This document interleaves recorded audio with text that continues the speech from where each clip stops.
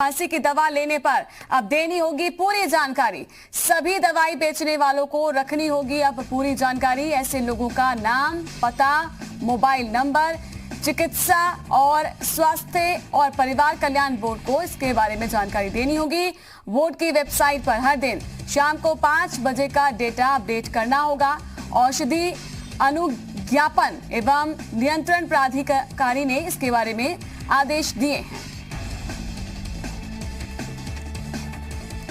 तो बड़ी जानकारी आपको दे दें, अब यूपी में सर्दी जुकाम खांसी की दवा लेने अगर आप जाते हैं तो आपको अपनी पूरी जानकारी देनी होगी। सभी दवाई बेचने वालों को भी अब पूरी जानकारी रखनी होगी। ऐसे लोगों के नाम, पता और मोबाइल नंबर चिकित्सा, स्वास्थ्य और परिवार कल्याण बोर्ड को अब देना होगा। साथ ही बोर्ड की वेबसाइट पर हर दिन शाम को 5 बजे तक का जो डेटा है वो अपडेट करना होगा। औषधि अनुज्ञापन एवं नियंत्रण प्राधिकारी ने जारी किया है आदेश। इस पर ज्यादा जानकारी देने के लिए विनोद मिश्रा हमारे साथ लखनऊ से लाइव जुड़ चुके हैं। विनोद, बताएं क्या और कुछ आदेश है इसमें? देखिए, ड्रग डिपार्टमेंट की तरफ से एक सर्कुलर जारी किया गया है, एक आदेश कह सकते हैं आप, और ख़ास तौर पर ये सभी दवा विक्रेताओं के लिए है।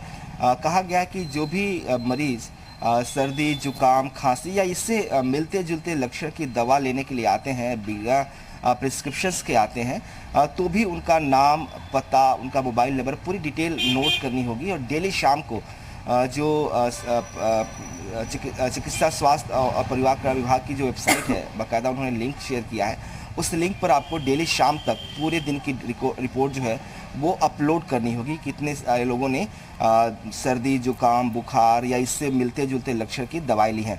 इसके पीछे की जो पीछे की जो कहानी है, जो मकसद है, वो ये है कि सरकार ये जानना चाहती है, क्योंकि आप देखिए उत्तर प्रदेश में इतनी बड़ी संख्या में अभी भी टेस्टिंग सैंपल्स की नहीं हो पा रही है। लक्षण लोगों में है लेकिन उसकी जांच नहीं हो पा रही है अभी भी। तो ऐसे में अगर ऐसे लोग जो है मेडिकल स्टोर्स पर जाते हैं, दवाई खरीदते हैं, तो एक डेटा सरकार के पास होगा कि कितने लोगों में ऐसे लक्षण हैं, ताकि जब सैंपलिंग करना हो या जब पूल टेस्टिंग करना हो तो ऐसे लोगों को भी उसमें शामिल किया जा सके। तो एक एहतियातन तौर पर ये कदम सरकार की तरफ से उठाया गया है, ताकि पहचान हो सके कि ऐसे लोग, ऐसे लक्षण वाले लोग और कितनी संख्या में अपने प्रदेश में, अपने स्टेट में, अपने शहर में है। तो ये कोशिश उसी के तहत की गई है। उसी के तहत ये जो है जो ड्रग डिपार्टमेंट है, उन्होंने सभी जो दवा विक्रेता है, चाहे वो थोक रिटेल शॉप, खास करके जो रिटेल के शॉपकीपर्स हैं, जो दवा विक्रेता हैं, उनके लिए जो है ये नोटिस जारी किया गया है। जी, अब यानी कि अब किसी को भी खांसी जुकाम की दवा लेनी जानी है तो आपको भी अलर्ट रहना होगा और जानकारी आपको देनी पड़ेगी। ऐसा ना हो कि आप वहां पर नोकझोंक करने लग जाएं। अब आप समझना होगा, जो आम जनता है उसको, कि आप पहुंच रहे हैं तो आप अपनी डिटेल दे दें। बिल्कुल, ये आम जनता को इस बात को समझना होगा कि ये जानकारी आपके लिए, आपके स्वास्थ्य के लिए ज़्यादा ज़रूरी है।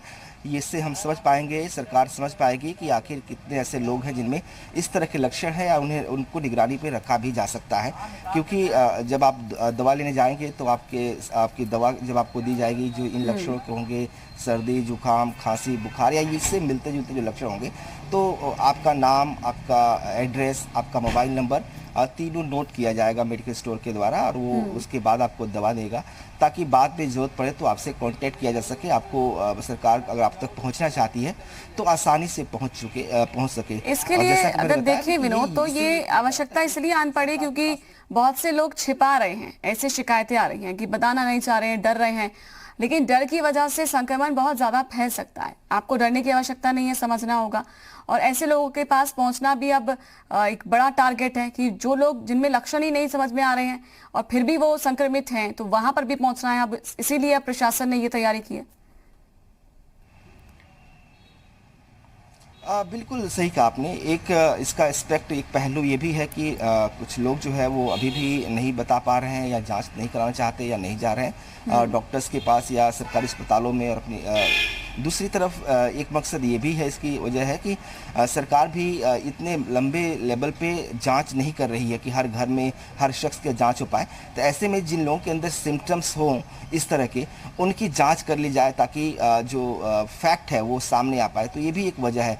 तो दोनों वजहों को हम मान सकते हैं कि एक तरफ जहां सरकार चाहती है कि ऐसे लोग की इन्फॉर्मेशन मिल जाए, ऐसे लोग छुपाए ना, उनकी इन्फॉर्मेशन आ जाए, दूसरी तरफ अगर इन्फॉर्मेशन आता है तो उसको ये भी वेरीफाई किया जा सके कि उनमें सच में लक्षण है या नहीं है, उनके टेस्ट किया जा सके। कम से कम पूल टेस्ट की बात सरकार कर रही है कि एक साथ पूल टेस्ट किया जिसका बहुत सारे इसीलिए जरूरी है कि अब एक एक का डेटा जो है वो इकट्ठा हो जाए। इसीलिए 5 बजे तक शाम को है ये डेटा पूरा सामने होगा और इसके जरिए प्रशासन को, सरकार को हेल्प भी मिल जाएगी।